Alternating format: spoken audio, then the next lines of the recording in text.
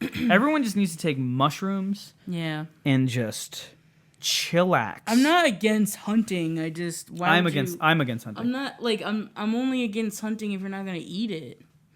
I mean, if you're gonna buy meat at the grocery store, you should kill it. Like, how could you be against hunting if you eat meat? Because you don't need to do it. Like, there's no reason to go. But you don't need to go to the grocery store and buy meat. I know. Here's the predicament I'm in. Because ethically, I think meat. I do believe meat is murder. That old PETA thing, and like fur is murder. And but all that not stuff. all murders are created equal. The meat you buy is so much worse than hunting. Hunting is fine. No, I guess that's true. Hunting is fine. But I think especially deer. Especially if you eat deer. I remember my wife and I were driving late at night. And she hit a deer, and the look on her face, Scary. And she goes, "Do you think he's okay?" And No. I'm like, "Yeah, no, he's fine. He's fine. he's all right." I saw him get up and go. Just keep driving, keep looking forward. He just texted me. He's like, "I'm fine. Don't worry about it. Just get home safe." Yeah, we follow each other on Twitter now. Oh my god. He's fine. Let's just keep going. It was after a long drive too. We just made it to Connecticut. We're going to my parents' house to stay over late at night, and I remember just the look on her face, and I know exactly that feeling. Yeah. And it was just like we both knew that animal is dead. I wouldn't want to run one over, but if I ate meat, dude, I'm shooting it myself. I don't want to eat a chicken that has been crammed into a cage with 1,000 chickens. I want to shoot like a nice little fun one that's running around. Not because I want to, like, I get joy out of ending its life. It's just because that's just a better life for it. Yeah. We used to have a chicken coop growing up, and my grandfather had one. They used to raise chickens and, like, kill them and eat them and stuff. And, like, have you ever seen a chicken get killed? Yes, yeah, I've seen their heads get chopped off many times. I have a friend in high school whose parents would kill them in front of us. So the way my grandfather did it wasn't chopping off the head. You hang them upside down, so the blood goes to the head, and then you grab the head and then the feet, and then you pull and you break their neck.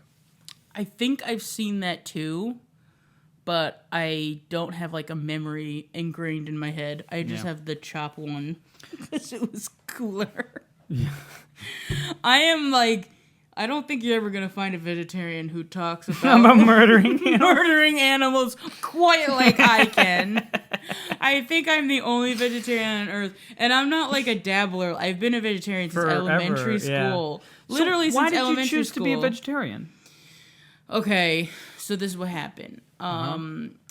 My dad is a weird guy, and my mom was a waitress, and we would have, those Encore gross, like, microwave meals? Mm-hmm. We would have an Encore meal when she'd be waitressing on Thursday nights. And it was veal parmesan. Mm. And he would make the noise of a cow crying while we were... Yeah, he's a weirdo. While we were eating it. Because he thought it was funny, I think. Yeah. I don't know why. But he thought it was funny. And And I didn't know what veal was because I was a kid. So when he told me that I was eating a baby cow, it seemed like someone had just like pulled the rug out from underneath me. I was like, I didn't know what meat was. And then, so I was really young. And so that was like sort of where it like was in my head that this was a terrible idea. Like this was just a terrible idea. And I felt guilty. And then also just realizing that what I was looking at was a dead body would also gross me out. So it was both things. It was moral and it would gross me out. And then I just got really into Buddhism in like 5th or 6th grade. You're like Lisa Simpson. Is that what happened? That's pretty much... I played the saxophone too. Oh my, you are Lisa Simpson. Was she a vegetarian? She became a vegetarian. Oh, weird. And she got into Buddhism. Oh, that's so weird. And that's 3 things. And that episode where she gets into vegetarianism, Paul McCartney's in with Linda McCartney. Oh, wow. Your hero. My hero. So, I can't remember what grade, but I was really young, and my aunt, she lives in Spain, and she sent me a book on Buddhism, and I had been getting into Buddhism for a couple years, and I guess she found out, so she sent me a book. And it just, all those things coming together is what, like... Yeah. It was, like, my breaking point of, like, feeling guilty, getting into a religion that, like, didn't eat meat and also being grossed out by it. It was just like 3 things and it was too much. How did your family take it?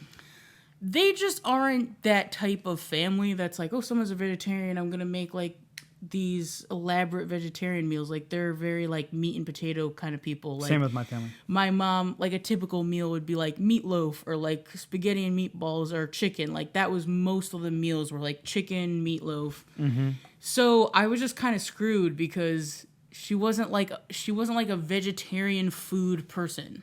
Mm-hmm. So I just ate a lot of carbs and like it was kind of unhealthy for me because it just like kind of it wasn't like I didn't have like I have like a much better eating palate now. Yeah. Like I eat a lot of vegetables now and I just like eat a lot of different types of foods. But like for a long time, I don't know. I just feel like I was just eating like cereal or like if they were, maybe I would eat like the salad and a potato, but it wasn't like complete, it was kind of like, it wasn't like a great way to eat.